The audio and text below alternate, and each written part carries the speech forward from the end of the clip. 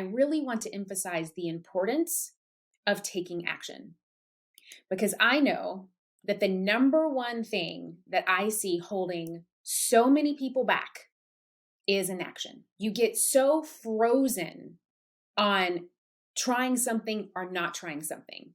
You don't buy the course. You don't launch the funnel. You don't do the webinar. You don't launch the podcast. And you just stay in this place of rumination and paralysis. And then a month goes by and you do nothing. And then another month goes by and you do nothing.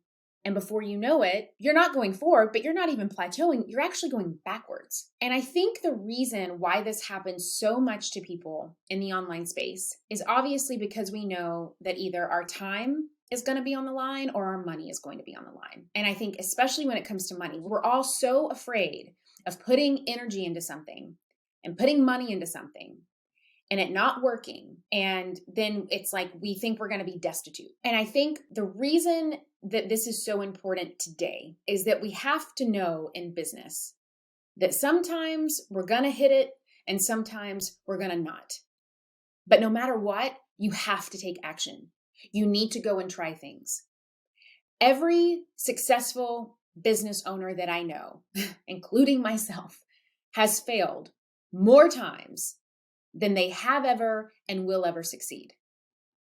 But they just keep moving forward. They test the funnel. They invest in the coach. They buy the course. They get themselves into action. And so I think that you really have to ask yourself, like, am I moving? Do I know what needs to change? How do I know if that needs to change? Or am I going to be in the same place that I am today 3 weeks from now? And if the answer is yes, you're not moving. And of course, nobody can predict the future.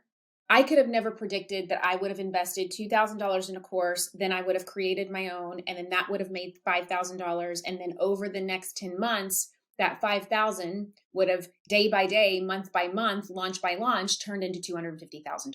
If you would have told me that back then, I would have said that you're flipping crazy. But I know that the only reason why that happened is because I took action. It doesn't mean that I didn't fail in the process of that.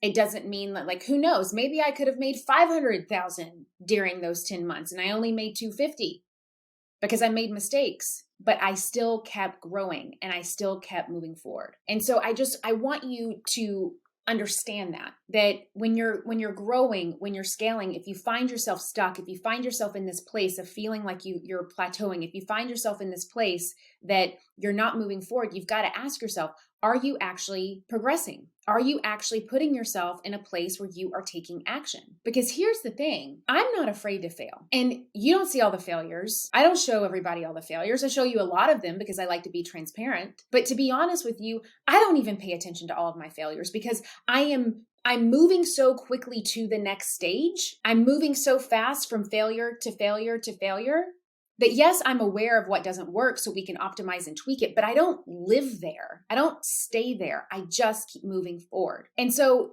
when you're in that momentum of moving forward, you don't actually have the time to see if you're all the things that you're failing in. But if you allow yourself to get stuck in the failure, then you're definitely not making progress as fast as you could. And the only difference, I think, between people that are successful and people that get stuck is the ones that are successful, they just keep moving forward. They don't allow themselves to get stuck in the failure.